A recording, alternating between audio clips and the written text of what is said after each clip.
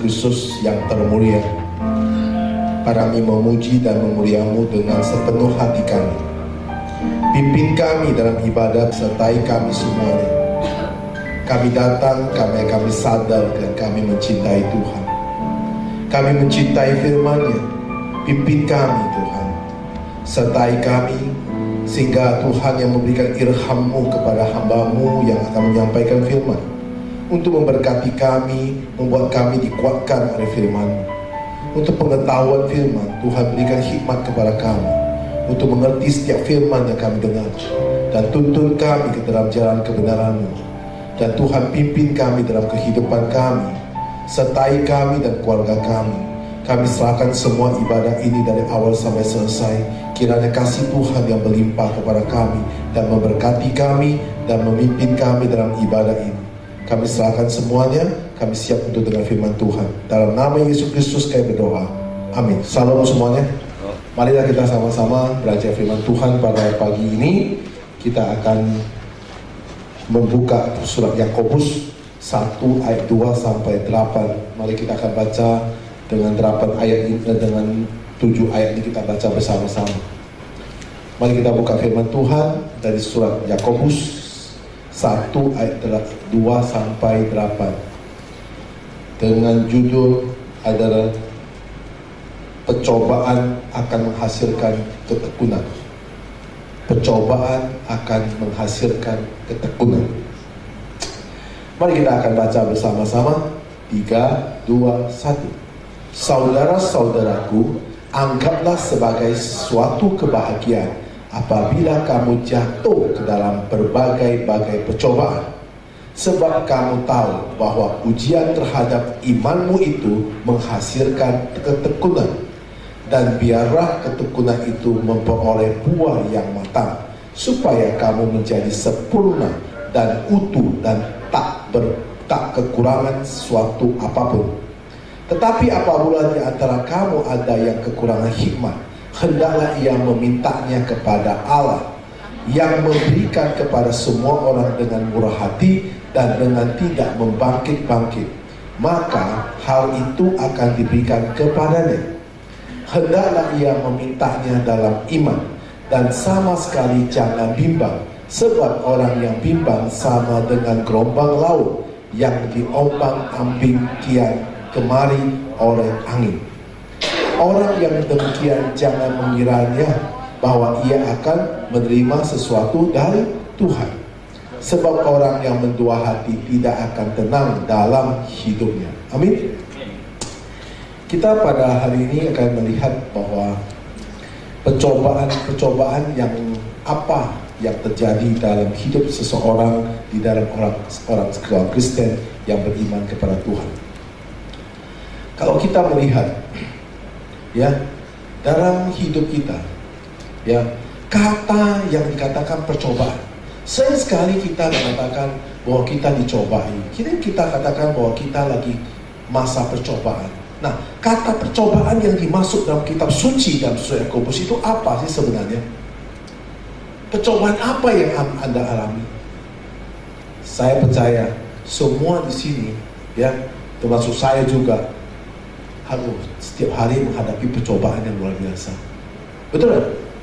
Nah, apa saudara semua tidak pernah menghadapi percobaan? Semua susu-susu aja, mulus-mulus saja. Gimana? Banyak percobaan? Wah, banyak. Banyak sampai? Wah, banyak. Ya, saya percaya bahwa kita sebagai orang Kristen, orang percaya, menghadapi percobaan dalam hidup kita itu bukan sedikit, tapi banyak sekali. Ya. Percobaan apa yang sampai hadapi? Nah, ada yang mengalami cobaan dalam segi kehidupan, benar? Nah, apa yang percobaan masih dihadapi? Mungkin juga tak kuat dengan mata, benar sih ya? Ya, tak kuat mata. Saya ke Bali baru pulang tadi. Itu mata itu penting loh. Wih, mata itu harus banyak doa. Nah, saya ajarin ke pantai, nggak pernah mau. Saya bingung kenapa? Dia bilang takut angin. Saya nggak takut angin. Kan mata itu indah di Bali. View-nya bagus ya, bagus ya. Ya, terutama kita laki-laki kalau ke Bali ke pantai itu orang paling kok. Kalau nggak apa-apa ya, remeh. Baik ngobrol. View-nya bagus banget. Iya. Nah, saudara, kita coba lihat dalam sikap apa yang ditulis oleh surat Yakobus itu mengenai kata percobaan dalam kitab suci. Yang mengatakan dalam kitab suci kata percobaan ini yang mengatakan bahwa berbagai-bagai percobaan pada ayat pertama yang dimasukkan adalah percobaan dalam kitab suci adalah yang dimaksud dengan menjatuhkan kita di dalam untuk ke dalam tangan setan. Kejatuhan kita di tangan setan. Contoh, Yesus dicobai di mana? Di padang gurun. Kita bisa lihat dari Matius 4 ayat yang 3, 6, 7, 8, 9, 10. Di mana Yesus dicobai siapa? Nah, lalu datanglah si pencoba itu dan berkata kepadanya, jika engkau anak Allah, perintahkan supaya batu ini menjadi roti. Kemudian ayat 6. Lalu berkatanya kepadanya, jika engkau anak Allah, jatuhlah dirimu ke bawah, sebab ada tertulis mengenai engkau, ia akan memerintahkan malaikat-malaikatnya, dan mereka akan menentang engkau di atas tangannya, supaya kakimu jangan terantuk kepada batu. Ayat ke-7, Yesus berkata kepadanya, ada pula tertulis, jangan engkau mencobai Tuhan Allahmu. Ayat ke-8, dan iblis membawanya pula ke atas gunung yang sangat tinggi dan memperlihatkan kepadanya semua kerajaan dunia dengan kemegahannya. Ayat yang ke-9, dan berkata kepadanya, semua itu akan kuberikan kepadamu jika engkau sujud menyembah aku. Ayat 10, maka berkata Yesus kepadanya, enyalah iblis, sebab ada tertulis, engkau harus menyembah Tuhan Allahmu, dan hanya kepada Dia sajalah engkau berbakti. Nah, kita lihat, bukan aja kita dalam hidup kita itu menghadapi percobaan. Tuhan kita yang mati untuk saudara dan saya pun, waktu Dia selama 3,5 tahun atau dalam 33,5 tahun di dalam dunia ini, Dia pun dicobai. Nah, saudara-saudara, kalau dimasukkan percobaan, Yesus pun dicobai untuk menawarkan diri kita. Ya, Yesus dicobai untuk menawarkan Dia masuk ke dalam dunia. Kenapa kita dicobai? Kalau saudara tanya, kenapa kita dicobai? Karena kita tidak kuat untuk tidak mengikuti arus apa yang ada dalam dunia ini. Dalam dunia ini menawarkan segala sesuatu yang lebih baik selalu. Kenyamanan, kenikmatan, kesenangan. Nah, inilah percobaan-percobaan yang dialami ketika Yesus pun dicobai, disuruh jadi batu. Waktu Yesus berpuasa 40 hari, disuruh batu ini menjadi roti. Yesus ditawarin, dikasih semua dunia ini jadi raja, asal mau menyembah kepada setan. Nah, sekarang saya mau tanya saudara, kita ini selalu disadari, dan arti disadari dalam kehidupan kita, bahwa kita ini setiap hari tidak kuat, artinya kita tidak bisa, mampu tidak mengikuti dunia. Maka katakan kita setiap hari kita dicobai. Nah, kita lihat, kalau si pencoba datang, tujuannya apa? Tujuannya agar kita tidak ikut Yesus. Kalau kita dicobai supaya kita tidak ikut Yesus. Karena kalau ikut Yesus pasti masuk surga. Kalau ikut setan pasti masuk neraka. Nah, maka kalau kita masuk surga, maka dunia ini kurang orang. Maka setan selalu memberikan kita supaya kita itu ikut dengan apa yang ada dalam dunia ini. Salah contoh, siapa yang kuat dalam percobaan? Siapa yang kuat? Yesus. Hah? Yesus. Ada lagi yang kuat. Tahu siapa di Alkitab yang kuat? Nah, betul, Ayub. Mari kita buka Ayub. Ya, Ayub 1 ayat 6 sampai 12. Ayub 1 ayat 6 sampai 12. Pada suatu hari datanglah anak-anak Allah menghadap Tuhan, dan di antara mereka datanglah juga iblis. Maka bertanyalah Tuhan kepada iblis, dari mana engkau? Wah, tanya iblis tuh. Iblis bilang, lalu jawab iblis kepada Tuhan, ya, jalan-jalan keliling dunia, jalan-jalan kiaknya, ya, lagi keliling dunia, ya, keliling dunia, ya, dari kuasai dunia, dia pakai satelit di dunia, dia pakai satelit loh, dia iblis satelit dia dan satelit itu keliling dia lihat seluruh dunia. Ayat 8. Lalu bertanya Tuhan kepada iblis, apakah engkau memperhatikan hambaku Ayub? Oh, itu coba kita lihat, itu Tuhan itu ya, itu sampai tanya iblis tuh, karena Ayub itu begitu setia, Ayub begitu saleh hidupnya, begitu taat pada Tuhan. Maka Tuhan itu menanya kepada iblis, kamu keliling dunia ini, menjajah dunia ini, ada kamu perhatikan nggak hambaku Ayub? Wah, itu ada sini nggak?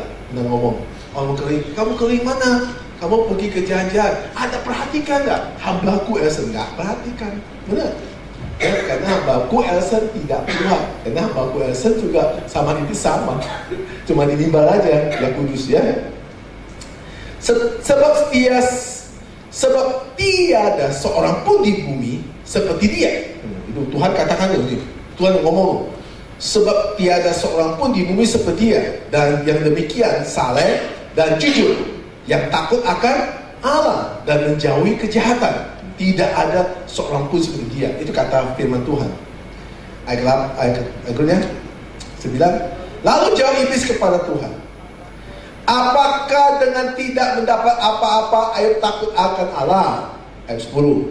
Bukankah engkau yang membuat pagar sekeliling dia dan rumahnya serta segala yang dimilikinya?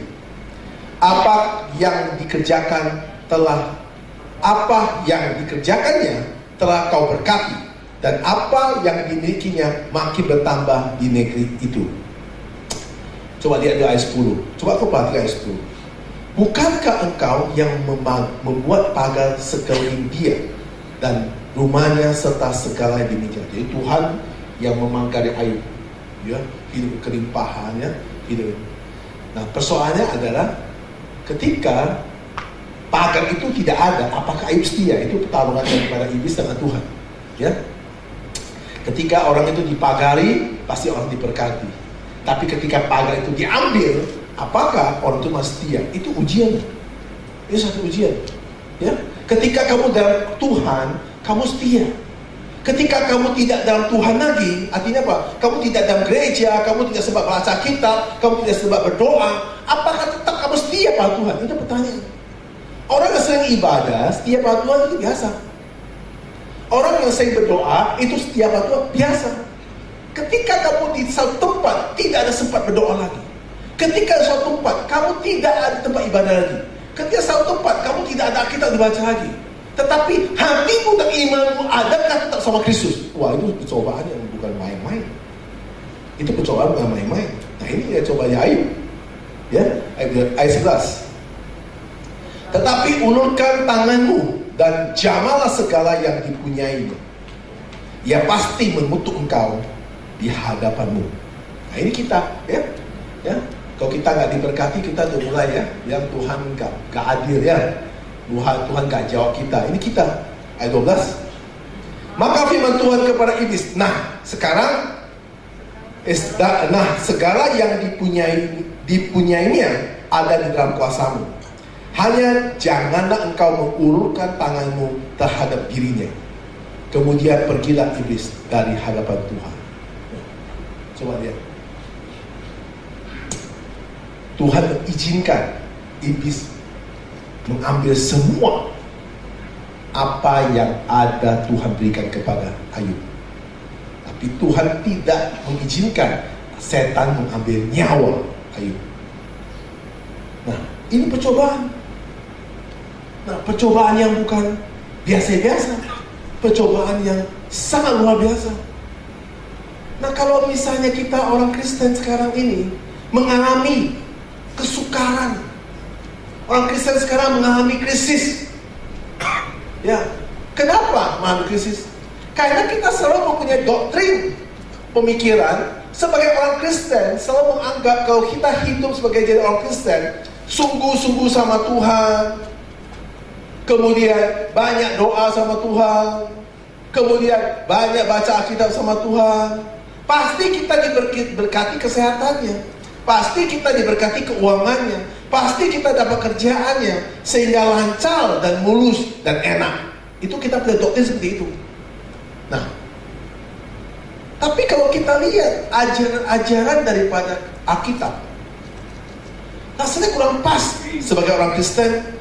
Ya, kalau sungguh dalam Tuhan pasti diberkati, kalau sungguh dalam Tuhan pasti sehat, sungguh sama Tuhan keuangan banyak, sungguh sama Tuhan pekerjaan lancar, sungguh sama Tuhan pasti mulus, sungguh sama Tuhan pasti enak. Itu rasanya kurang pas. Kenapa saya kurang pas? Karena dalam Matius 7 ayat 13-14 mengatakan, mari kita baca.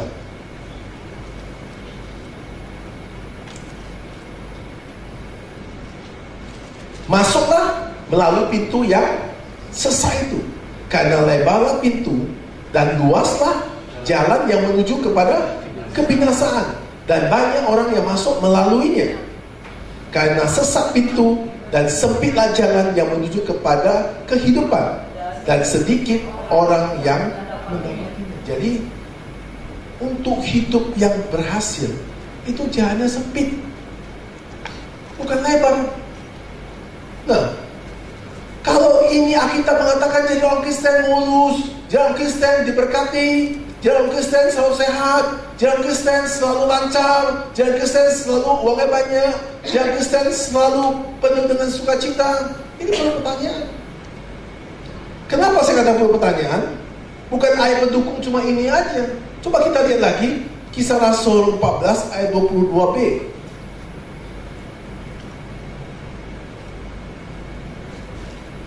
Kisah Rasul 14 ayat 22b. Nah, kita lihat lagi ya. Nah, yang B mengatakan, dan mengatakan bahwa untuk masuk ke dalam kerajaan Allah kita harus mengalami banyak. Baca. Mengatakan bahwa untuk masuk ke dalam kerajaan Allah kita harus mengalami banyak sengsara. Nah, ayo. Baca. Benar? Mulus gak? Nggak mulus. Nah, kalau gereja dan hamba Tuhan mengatakan kamu tobat nanti lancar semua, kamu tobat nanti diberkati, kamu tobat nanti sembuh, kamu tobat nanti uang banyak, kamu tobat dapat kerjaan, kamu tobat nanti hidup enak. Nah, akhirnya mengatakan apa? Untuk masuk ke dalam kerajaan Allah kita harus banyak mengalami.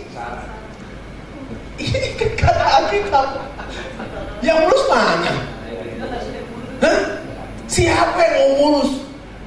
Nah, kita lihat lagi Filipi 1 ayat 29. Itu sudah. Kita lihat Filipi 1 ayat 29. Ayo baca. Sebab kepada kamu dikaruniakan bukan saja untuk percaya kepada, melainkan juga untuk. Sekarang kita ngomong seperti itu, bagaimana mulus?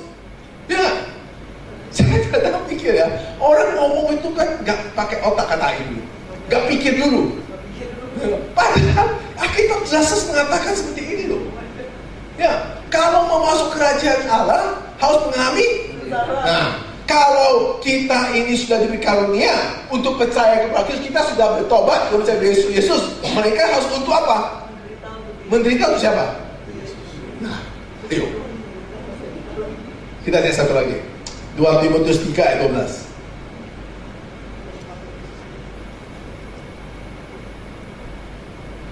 Baca. 3, 2, 1. Memang setiap orang yang mau hidup beribadah di dalam Kristus Yesus akan menderita. Nah, nggak ada kata-kata satu pun yang pas daripada khotbah-khotbah yang saya dengar ya, bahwa kalau Anda bertobat, Anda akan mulus. Anda bertobat, Anda akan sembuh. Anda bertobat, Anda akan kaya. Anda bertobat, Anda akan uangnya banyak. Anda melakukan pelayanan, maka Anda Tuhan akan berkati kamu. Nah, coba kita lihat begini. Kenapa saya katakan Allah Bapa mempunyai satu anak tunggal? Ya, Allah Bapa, kita bicara tunggal. Allah Bapa mempunyai satu anak tunggal. Ya, Dia tidak pernah berbuat dosa, yaitu Yesus Kristus. Betul? Dia pun menderita. Nah, Yesus katakan Dia tidak pernah mempunyai anak yang tidak menderita. Yesus tidak pernah mempunyai anak yang tidak menderita. Semua anak Yesus menderita, termasuk murid-muridnya, semua menderita. Betul? Nah, saudara tanya, saudara anak Yesus atau anak setan? Ayo jawab. Yesus. Nah, kalau anak Yesus berarti sekarang, nah, berarti cocok dong. Benar? Jadi nggak salah dong kita menderita. Kalau sekarang Anda bilang susah, Anda bilang stres, ya cengli. Karena kenapa Anda ikut Yesus? Benar? Anda bilang percobaan banyak, cengli nggak? Cengli. Nah, berarti kalau sekarang Anda lagi dianyai, dihina orang, dikuci orang, cengli nggak? Cengli. Nah, benar? Kalau sekarang Anda yang tidak peduli orang, diremehkan orang semua buang muka Anda, oke nggak? Oke, benar. Kalau sekarang uang Anda tidak ada, oke nggak? Oke, ya terima sudah. Udah terima aja sudah. Jadi jangan berontak, benar? Karena kita mengatakan begini, kalau dalam hidup saudara itu relatif tidak pernah tersukaran, ini masalah. Mungkin saudara ini bukan anak Allah, atau saudara bukan pengikut Yesus. Kenapa? Karena orang yang ikut Yesus pasti menderita. Orang yang berkompromi masuk dunia tidak menderita. Contohnya, ketika Anda mau sungguh-sungguh beribadah, ketika Anda sungguh-sungguh mau ikut Yesus, pasti yang ada ayatnya muncul. Ketika Anda separuh ikut Yesus, separuh ikut dunia, nah digantung kadang-kadang senang, kadang nggak senang. Ketika saudara menerapkan hidup saudara di dalam Yesus, semua dengan terapkan sistem dunia, Anda pasti tidak menderita, pasti sukacita. Ibadah, sukacita. Kenapa? Karena menderita. Karena yang ada bagaimana kita nikmati bersama-sama. Ada dulu satu di mana saya lupa, di Efesus ya. Nah, kalau gereja itu ya, ketika kita paham, kita mau belajar benar, ya pasti akan menderita. Nah, kalau penderitaan yang kita alami, yang sekarang ini, itu penderitaan itu adalah untuk belajar benar. Penderitaan itu untuk belajar benar karena kita tidak mau ikut cara-cara apa yang diterapkan dalam dunia. Nah, kalau saudara sudah hidup menderita, ya, saudara sudah hidup susah bertahun-tahun, nah, bukan berarti saudara berdosa, bukan berarti saudara itu berdosa, tetapi Tuhan ingin menguji saudara. Menurut saya begitu. Ada orang hidup dengan saudara, Pak, saya sudah, Bapak bilang menderita. Pak, saya sejak kecil lah, sampai sekarang menderita tua ini, Pak. Ada begitu, ada.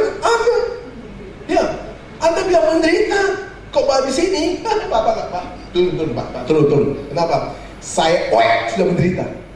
Ya, sampai sekarang saya usia 60, tetap menderita.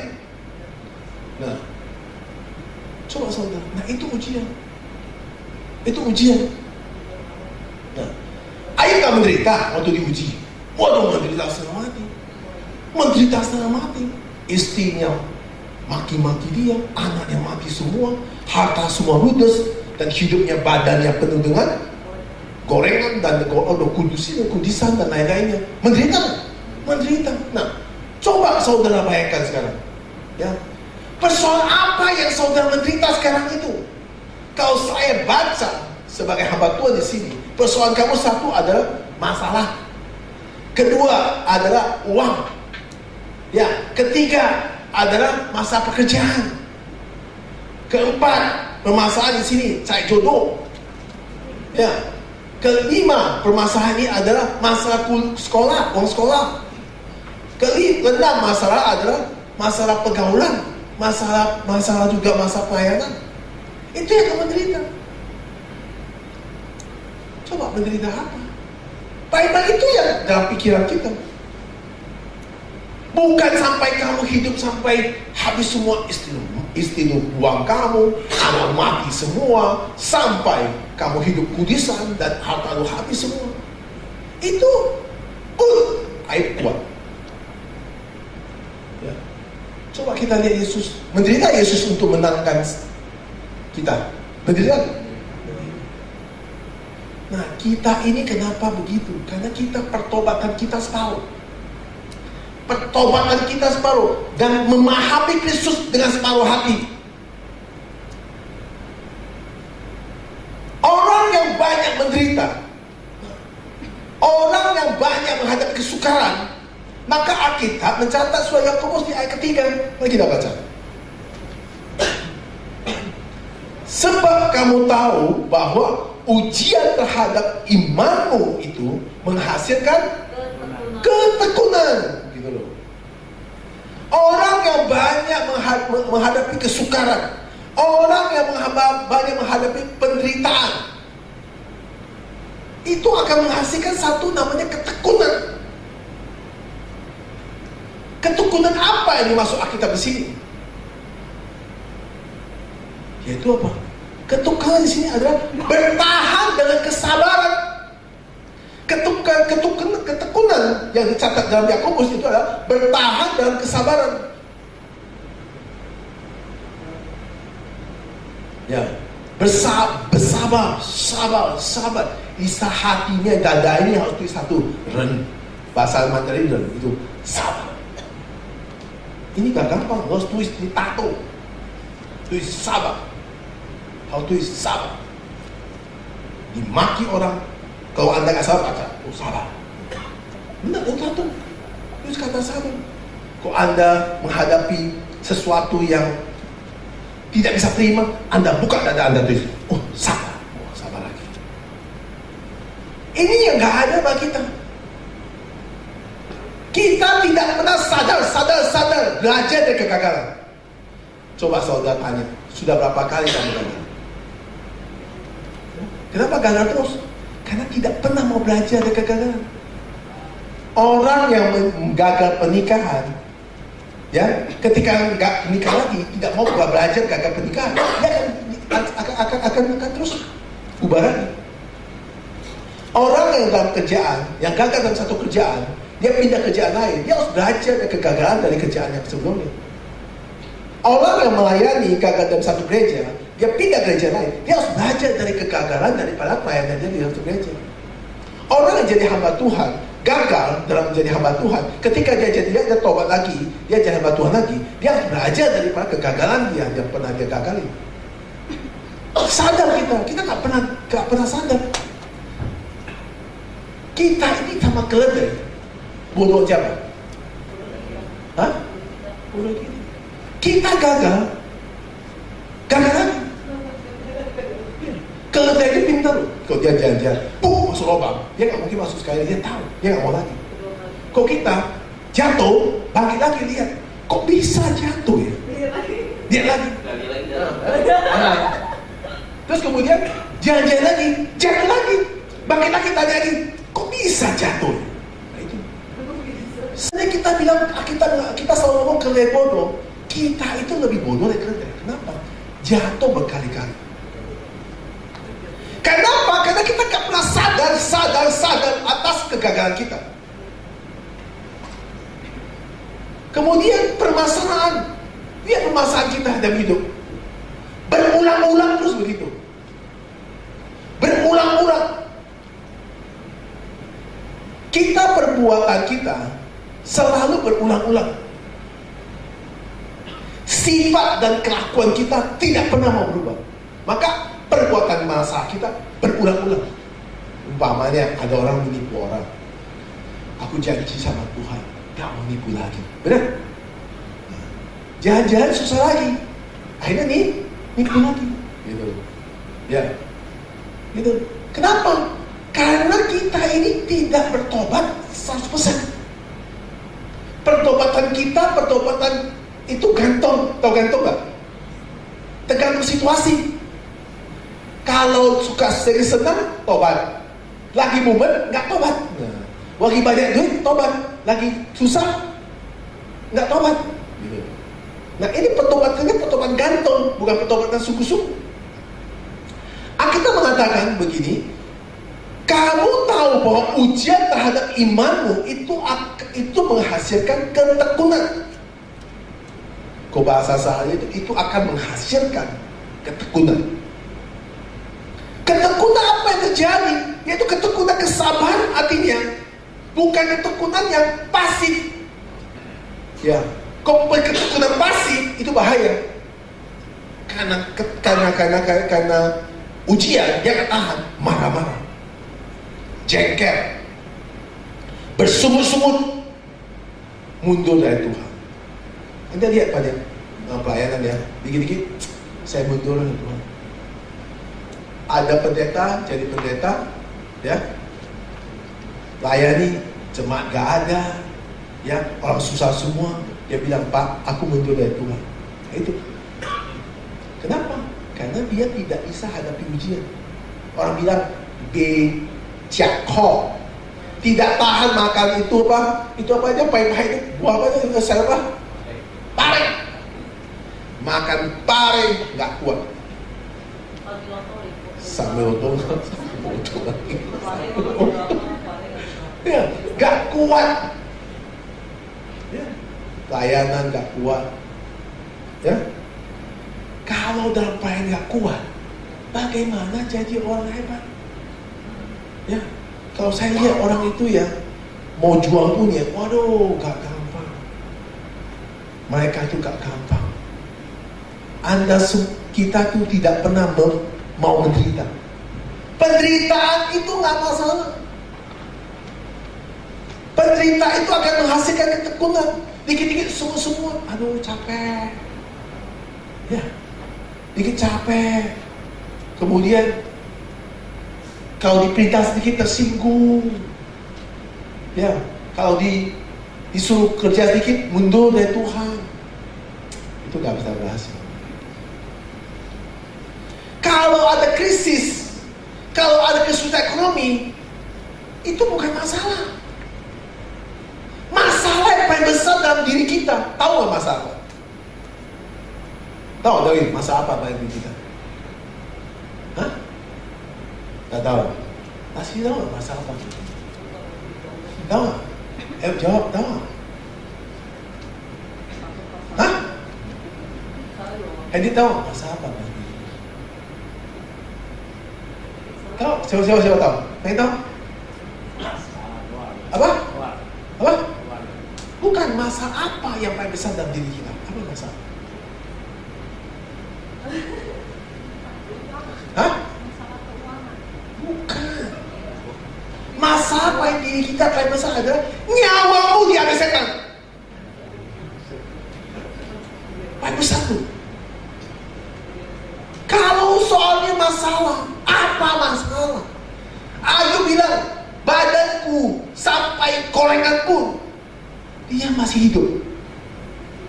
Masih ada kesempatan dipulihkan Tuhan.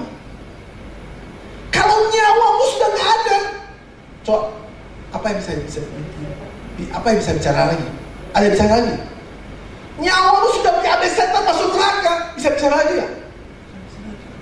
Yang paling besar nyawa. Kau sama hidup, Anda bilang masalah. Ya, hidup pasti masalah. Coba kita contoh. Kalau saya bilang lainnya, ya, Gak usah bilang lain, simple aja, soal makan aja. Ya, makan banyak, tiba-tiba besok nggak bisa ke WC. Masalah? 3 hari nggak ke WC, masalah nggak? Masalah. Ya, masalah. Udah, masalah. Kemudian, ya, hidup itu dalam kita, nggak usah bilang lain, dalam diri kita aja sendiri itu masalah banyak. Tapi itu bukan masalah. Itu masalah bagaimana kamu menghadapinya. Nah, maka kita mengatakan pada ayat keempat,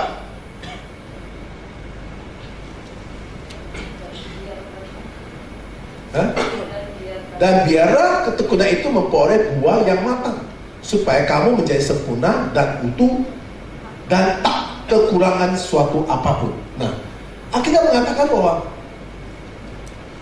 ketekunan bisa sampai akhir kita mengikuti Yesus, asal jangan berontak. Ketekunan berarti itu menderita. Nah, waktu menderita itu Tuhan membentuk kita.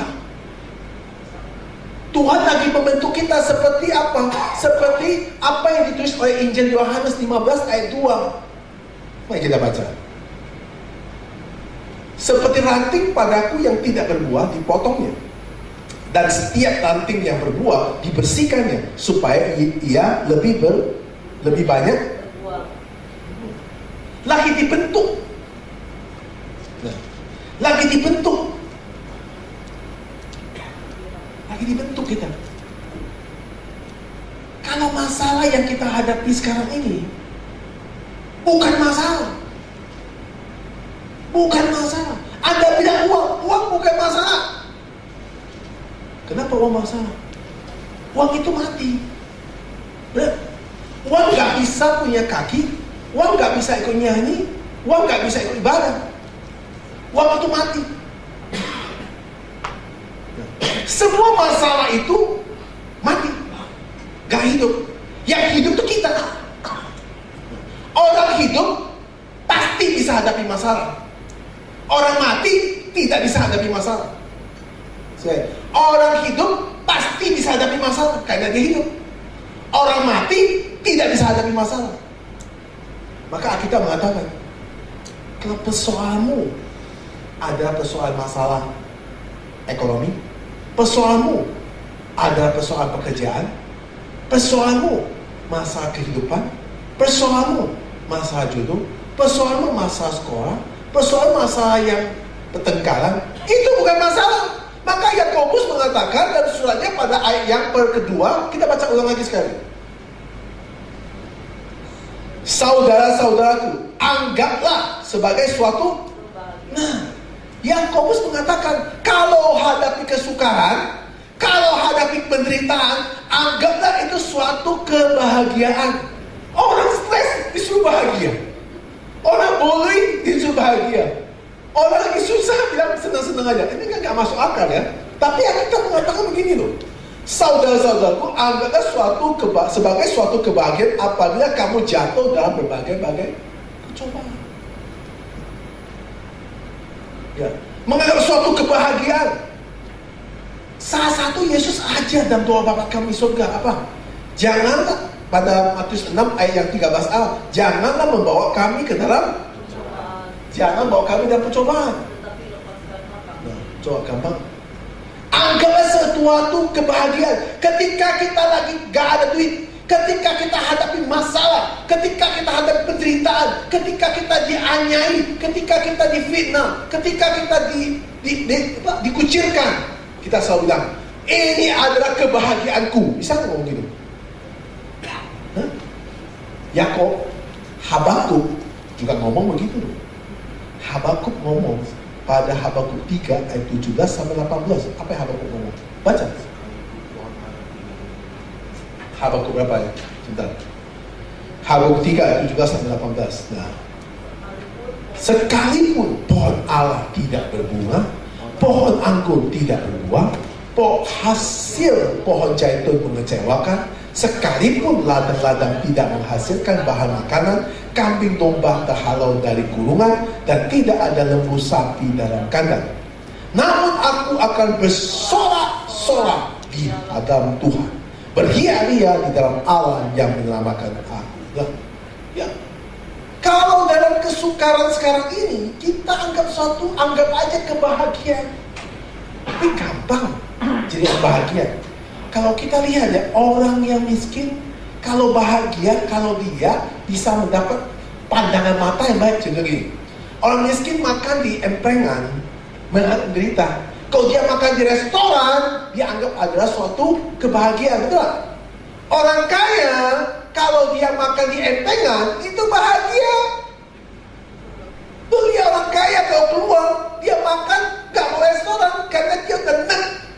Dia cari makanan-makanan yang masuk gang, yang keringat-keringatan, yang ada gotnya sampai bau. Dia bilang ini makanan yang enak bagi dia makan. Benar? Yang gila siapa sekarang? Saya mau tanya. Orang yang miskin, kalau pakaian bagus, bawa tas merek di mall, dia anggap dia paling bahagia. Ya. Benar? Nah, orang yang paling kaya, yang punya merek itu, kalau keluar, dia pakai sendal jepit, dia pakai celana pendek, dia pakai baju kaos, dia menganggap ini paling seneng. Dia merasa dapat satu pelepasan bahagia. Tiap hari sudah pakai baju yang mahal, tiap pagi pakai tas yang merek-merek, dia merasa seneng, dia butuh bahagia. Nah, yang gila yang mana sebenarnya? Orang yang pakai dasi di Samuel, ya kalau pakai jas, merasa bahwa dia paling bahagia seperti orang bos. Benar. Tetapi orang yang punya bank, gak mau lagi pakai dasi, gak mau lagi pakai jas. Dia pusing, sesak dia ingin pakai kaos. Yang bahagia mana sebenarnya? Benar. Ini hidup itu unik ya. Ada yang cari bahagia seperti ini, ada yang cari bahagia seperti ini. Saya lihat banyak dalam hidup itu. Jadi masing-masing cari bahagia. Saya kasih contoh. Ini saya kenal teman kita. Dia mempunyai agen satu merek komputer dan dia kaya sekali. Omsetnya kurang lebih satu bulan bisa sampai 500 miliar omsetnya, dan punya outlet di mana-mana komputernya, terkenal sekali dari komputernya. Pada suatu hari kekayaan bagi dia yang berlimpah-limpah pada dia. Kemudian waktu berlimpah-limpah kekayaannya, suaminya mulai meleweng. Waktu suaminya meleweng, dia mau cerai sama suaminya. Dia hidup dari kecil sudah. Waktu kecil dia kaya, tapi ketika ayahnya meninggal, dia menderita, diusir oleh pihak dari saudaranya, tinggal di empengan. Akhirnya dia ingin kaya, akhirnya jadi kaya. Setelah dia kaya, tiba-tiba tanpa sadar dia sisir rambutnya sering rontok. Kemudian dia bikin check up. Karena orang ini, orang perempuan, paling suka check up. Hampir setiap 3 bulan sekali dia check up. Dia menganggap bahwa dia paling takut ada penyakit.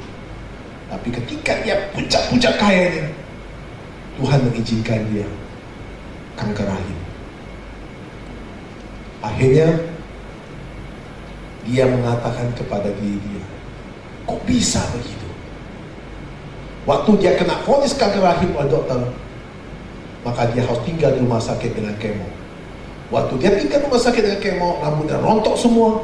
Saat itu juga perusahaannya, pegawai semua itu makan uangnya sebesar 350 miliar. Saat itu juga perusahaannya menghadapi jatuh. Saat itu dia menghadapi masuk rumah sakit, kemo, gak bisa keluar rumah sakit. Saat itu juga dia punya perusahaan jatuh. Dua-dua dapat. Terus dia ngomong apa? Waktu dua-dua datang, dia tiap hari baca kitab. Dia cerita sama kita. Dua-dua datang sekali. Kemudian dia lapor polisi, pegawainya makan uang. Dia lapor polisi, pegawainya juga lapor polisi. bahwa dia nggak benar. Hebat. Bukan dia lapor polisi tuh, pegawainya lapor polisi juga. Waduh, puyeng. Polisi datang harus BAP, uang dimakan pegawai, dia di rumah sakit kena penyakit kanker, lahir lagi kemo, rontok semua, suami menyeleweng. Ayo coba lihat. Coba bayangkan saudara. Menderita.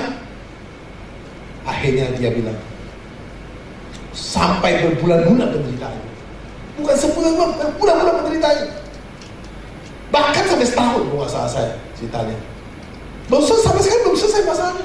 Belum selesai. Akhirnya dia ketemu. Ternyata apa yang dia capai, uang itu tidak bisa membuat dia bahagia. Kemudian apa yang dia miliki semua tidak boleh bahagia. Akhirnya dia minta sama Tuhan, Tuhan, seandainya aku disembuhkan, ya, aku disembuhkan, aku terima semua itu dengan kebahagiaan dan ucapan syukur. Ini mungkin, ya, saya nggak mau anak saya tangguh utang. Kasih saya hidup untuk berjuang untuk bayar utang semua itu, supaya anak saya jangan sampai, kalau saya mati dengan keadaan anak saya harus tangguh utang dengan utang yang beratus-ratus miliar. Dari mana anak saya harus utang, masih kecil. Dia tidak tahu itu. Akhirnya dalam waktu setahun kemudian dia sembuh bergeser, cuma virusnya tidur. Akhirnya dia berjuang untuk membayar utang yang sampai sekarang masih utang 350 miliar sampai hari ini. Makanya dia bilang, aku sekarang walaupun waktu dulu saya gak bisa makan di rumah sakit, gak tahu macam apa, sekarang gua anggap satu kebahagiaan. Nah ini kebahagiaan. Orang yang hadapi utang masih anggap kebahagiaan. Anda gak ada utang kok, kenapa muka kita seperti penyok? Ayo jawab. Anda difonis dengan penyakit, Anda yang difonis dengan masalah, kok itu? Orang seperti itu. Cerita sama saya Main. Sekarang dia sampai kerja untuk mencapai hidup dia masuk asuransi. Dia agent asuransi. Supaya apa? Supaya uangnya untuk bantu orang-orang yang kena kanker. Dia bilang. Ini ngomong sama saya begitu sama Main. Wah, gak gampang Bapak dan Ibu semuanya. Ya. Kalau Anda cuma menderita, sekarang uang gak cukup, itu pernah menderita. Tahu nggak? Itu malas. Oh, salah Pak. Saya wajib Pak. Jam 4 pagi sampai malam, jam 2 saya pagi, jam 4 saya udah pergi kerja, sampai jam 2 siang saya pulang kerja, malam saya kerja lagi. Saya udah rajin Pak. Nah, berarti bukan malas. Itu apa? Ujian. Ujian akan menghasilkan ketekunan. Itu. Coba kita lihat lagi 2 Korintus 12 ayat 9b sampai 10.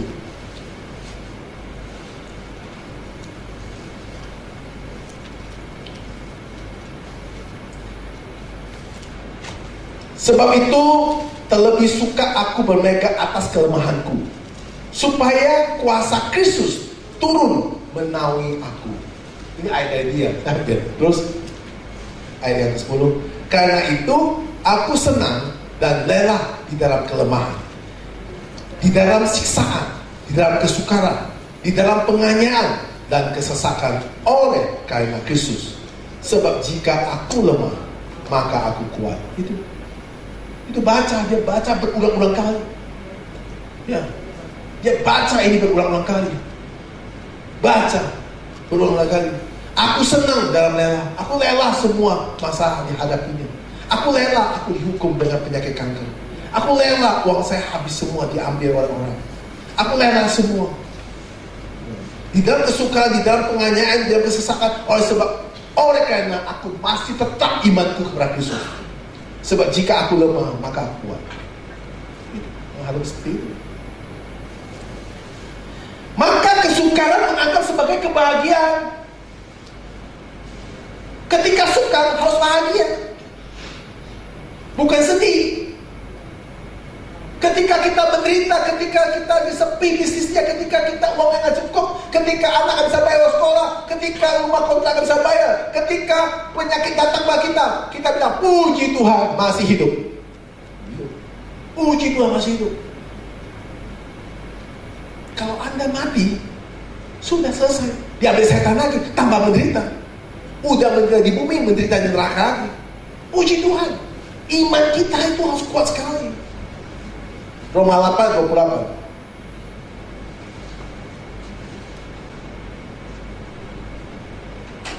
Kalau tahu sekarang bahwa Allah turut bekerja dalam segala sesuatu untuk mendatangkan kebaikan bagi mereka yang mengasihi Dia, yaitu bagi mereka yang terpanggil sesuai dengan rencana Allah. Kita tidak boleh menurut perasaan kita. Kenapa harus bahagia? Kita tidak boleh menurut perasaan kita. Aduh, kita sedih ya karena uang kita nggak ada. Kita sedih ya, lagi bisnis saya sepi. Kita sedih ya karena kita tidak boleh menurut perasaan kita. Kita nggak boleh sedih menurut perasaan kita sedih. Kita nggak boleh putus asa karena menurut perasaan kita. Kita nggak boleh kecewa menurut perasaan kita. Maka semua yang kita hadapi, kita harus percaya ke dalam tangan kuasa Tuhan. Dan kita selalu harus bahagia. Bisa bahagia? Bisa, sampai? Bisa, kamu? Apa, baik? Lagi sepi-sepi, suka cita. Orang tanya, sepi, cewek bilang, sah, lagi happy ini. Dia ada banyak nih. Oh, gitu kan? Iya, kan banyak kan? Dia kan tanya, dia ada banyak kan? Kita nggak bicara, duit kamu ada, oh nggak tanya kan? Nah, dia ada banyak. Nah, kan nggak tanya, duit kamu ada, kalau dia duit kamu ada, saya jawab nggak ada, kan gitu kan? Dia nggak tanya, Pak ada duit, oh banyak duit. Nggak bisa, tapi siapa kamu buat duit? Kok dunia ini nggak, kalau di Indonesia nggak ada duit kan nggak ada bisa beli barang, benar? Duit banyak, nanti bilang suka, siapa yang suka? Nggak ada suka-suka. Ada sedih, siapa yang sedih? Nggak ada sedih. Anda bilang bahwa sekarang sepi, siapa bilang sepi? Lu lihat orang semua jalan, benar? Kok sepi, tapi sepi itu gak ada orang lagi, betul? Kok selama kita lihat masih banyak orang jalan, masih ada orang ke pasar, masih ada super taxi, masih ada bus jalan. Jalan sepi gak? Yang sepi, yang sepi siapa? Yang sepi, benar? Nah, ini satu orang bilang satu membangkitkan dari kesedihan jadi kebahagiaan. Ya, ya. Jadi kebahagiaan. Orang tanya, semua tanya komentar kita, kamu harus ngomongin orang ya gimana Pak? Semua luar biasa. Pelayanan maju, jemaah banyak kan suami saya cuma bikin semua. Pak, cuma banyak. Ibadah negeri banyak. Orang keluarga banyak orang mau dengar nggak mendengar bukan urusan kita, benar. Tapi yang penting kita kok baik tempat meja itu, benar. Nah, itu ya tanya gitu, jangan kita merasa kemana? Oh sepi gereja, kenapa? Oh nggak ada sepi. Soalnya orang mau dengar nggak mendengar bukan urusan kita. Yang penting kan kita bilang banyak orangnya, benar. Orang hidup masih banyak kan? Kecuali lu tinggal di kuburan, nggak ada orang, yang ada orang mati semua. Nah, kita lihat Amsal 17 ayat 22.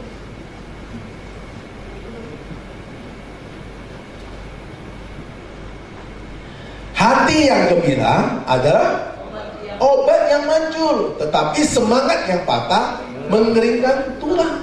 Nah, hati yang gembira adalah obat yang manjur.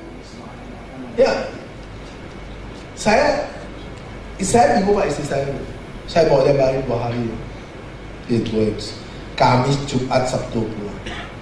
2 hari saya nggak pernah dengar dia ngoceh sakit ini nggak ada. Pagi makan, dia datang med pun nggak pernah sakit, semua makan. Ya. Pulang Jakarta pagi dengar sakit ini, ini pikir dia pulang Jakarta pasti aku nggak bisa lah, aku mesti gini lah, mesti banyak. Kok di Bali nggak ada? Ya, jangan nggak dengan dia sakit tuh. Lupa. Dia tanya mau kemana? Dia tanya mau kerja kemana kan? Kok pulang sama Jakarta dari rumah? Baru sampai rumah, gak lama kemudian dengan dia sakit inilah, sakit perut, sakit semua datang. Nah, sebenarnya pikiran sakit. Nah, hati yang gembira adalah obat yang maju. Coba kita sekarang balik pikiran kita ya. Balik kita pikiran. Coba saya ajar saudara pikiran. Uang itu sesuatu yang memang bisa membuat kita transaksi sesuatu. Benar? Bisa kan? Bisa. Tapi jangan uang itu adalah masalah. Jangan. Biarkan uang itu taruh di depan orang.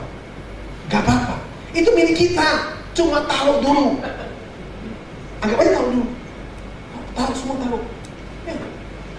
Anda mau ambil waktu makan aja, betul kan? Anda mau ambil 100.000, ambil 100.000. Gak apa-apa. Titip dulu. Bikin seperti itu. Aku bikin seperti itu. Gue gak mau pusing. Rumah, nih saya kok gak usah pusing. Kenapa? Titip dia dulu. Ya. Karena saya gak bisa pakai gitu banyak rumah. Benar? Saya cuma pakai satu rumah aja, cukup dulu. Gak apa-apa. Titip dia dulu. Ini cuma urusan AJB doang.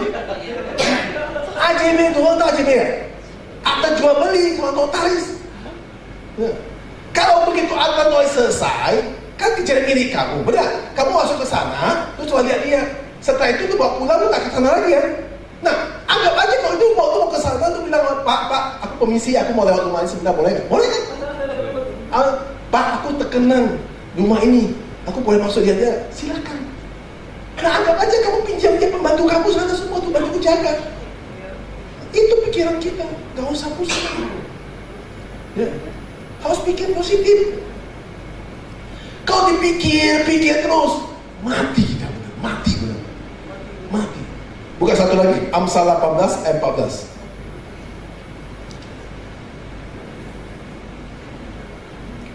Orang yang bersemangat dapat menanggung penderitaan, tetapi siapa yang memulihkan semangat yang patah?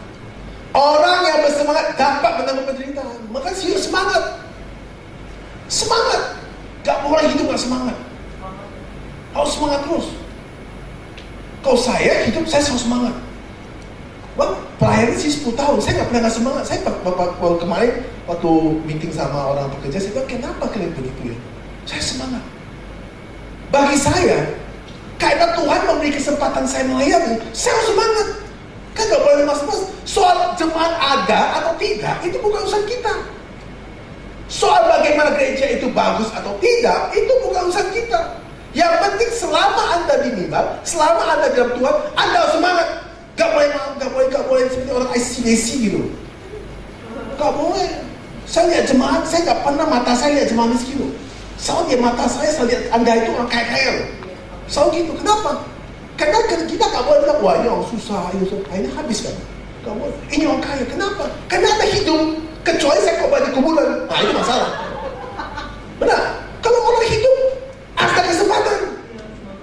Semua orang hidup ada kesempatan. Tidak bicara dia pintar dan bodoh, bukan di sana. Bicara apakah Tuhan mengizinkan dia diberkati atau tidak. Nah itu nggak tahu saya. Nah itu tergantung diri dia bagaimana iman dia kepada Kristus. Nah, maka kalau kita kurang pintar, ya, kalau kita kurang pintar, ya, maka kita ajar kita. Ayat 5 kita baca. Tetapi apabila di antara kamu ada yang kekurangan hikmat, hendaklah. Nah, kalau kurang pintar, minta sama siapa? Tuhan. Nah, minta pada Tuhan yang berikan hikmat. Kalau Anda merasa Anda itu mentok, Anda merasa Anda gak bisa pikir lagi, minta sama Tuhan. Bukan minta sama pendeta. Minta sama siapa? Tuhan. Yang memberi kepada semua orang yang dengan murah hati dan dengan tidak membangkit-bangkit, maka hal itu akan diberikan kepadanya. Minta pada Tuhan. Setiap hari minta, Tuhan kasih saya roh hikmat untuk menghadapi masalah ini. Tuhan kasih roh hikmat untuk cari uang. Tuhan kasih roh hikmat untuk memberi sesuatu. Tuhan kasih roh hikmat untuk mengatakan sesuatu. Minta sama siapa? Nah kita salah, minta sama dukun. Kita salah, minta sama orang pintar. Salah, minta sama orang motivator. Salah, minta sama siapa? Kita mengatakan, minta sama Tuhan. Ada berkali-kali mengatakan seperti itu, minta pada Tuhan. Tapi kita selalu meminta sama manusia. Saya nggak mau saya pakai minta. Tuhan minta saya diberikan roh hikmat. Saya mau khotbah Tuhan untuk jemaat Tuhan. Saya diberikan hikmat untuk khotbah. Gitu, minta. Bukan minta sama orang lain, minta sama Tuhan. Nah, ayat 6. Hendaklah ia memintanya dalam iman dan sama sekali jangan bimbang, sebab orang yang bimbang sama dengan gelombang laut yang diombang-ambingnya kian kemari oleh angin. Jangan bimbang dalam mengalami kesukaran dan mengalami penderitaan. Sering sekali membuat kita bingung, benar? Ya. Waktu kita mengalami kesukaran, kita mengalami penderitaan, sering membuat kita bingung, gak bisa pikir, benar? Maka ketika kita gak bisa pikir, kita tidak tahu apa yang harus kita lakukan, maka minta sama Tuhan Yesus, minta hikmat untuk menghadapi kesukaran itu.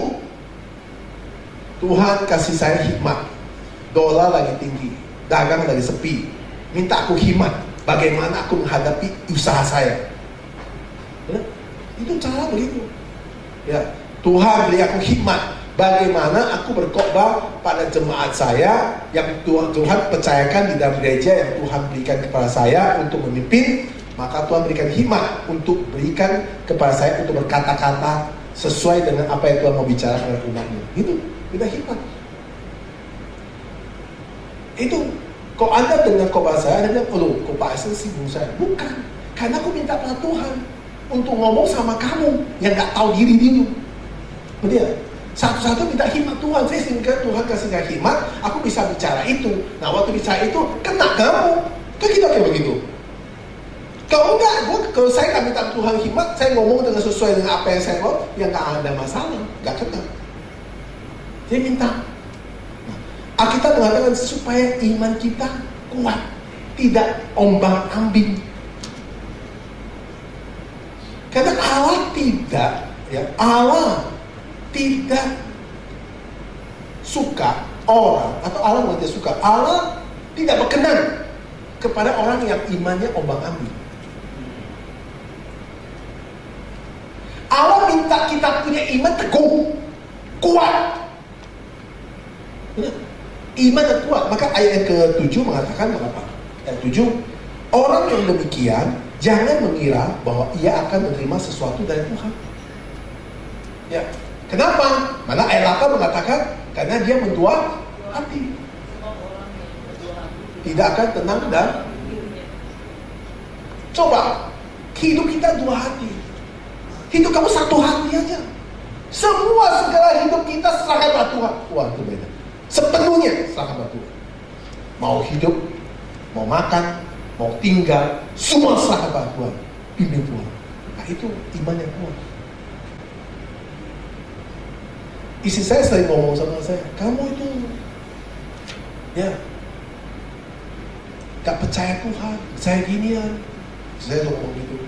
Terus kemudian istri saya ngomong gini, ya harus begini. Padahal dia ngomong, ya kita itu harus serahkan Tuhan, percaya Tuhan. Ngomong boleh, gak bisa lakukan. Gak gampang loh ngomong pintar loh. Bisa ngomong gitu. Nah saya juga pikir, oh iya. Tapi saya bisa kuat ketika istri saya ngomong. Nah istri saya ketika dia ngomong, belum tentu dia bisa lakukan. Saya ngomong, belum tentu saya bisa lakukan. Gitu loh. Maka kita harus belajar.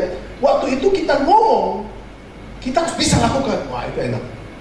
Baik saya bisa lakukan, istri saya bisa lakukan, itu enak. Kalau istri saya beriman dan saya beriman, itu kuat. Gak gampang itu. Kalau itu sama-sama beriman, kita sama-sama kuat. Sehingga kita tidak bimbang kepada Kristus. Kita tidak bimbang kepada Kristus. Ketika kita tidak bimbang kepada Kristus, maka Allah menyertai kita. Maka kita minta, maka Tuhan berkati kita. Kita pimpin. Maka setiap hari, ya. Sekali lagi, kalau Anda sukar, Anda stres, ya, Anda sulit, ya, Anda banyak masalah, kita mengatakan apa? Bahagia, ya. Berbahagia. Kenapa kita kalau ada uang gak bisa ketawa? Kenapa gak ada uang gak bisa ketawa? Coba saudara pikirkan. Meng, gimana nih? Sama ya, gimana? Nah sini gimana? Kenapa ada uang? Kamu kalau lihatnya dia pagi ketawa senyum-senyum tuh. Kenapa gak ada uang? Karena seperti tegang terus, kenapa? Nah, kita jangan ditarik itu lagi mas sekarang. Uang ada, gak ada uang, tiap pagi ketawa. Ya, ketemu istri, oke, beres. Yeah. Ketemu suami, kita hari ini luar biasa. Padahal di luar polisi dua tunggu. Ketawa aja nggak masalah, ya. Itu penting tuh. Kenapa? Kita minta hikmat Tuhan untuk hadapi semuanya. Maka saya belajar itu, minta hikmat, minta. Kita berkali-kali yang minta. Satu ayat lagi saya lihat ya, suruh kita minta punya, kita baca. Itu di Mazmur 2 ya. Mazmur 2 sebentar. Oke. Mazmur 2 ayat 8.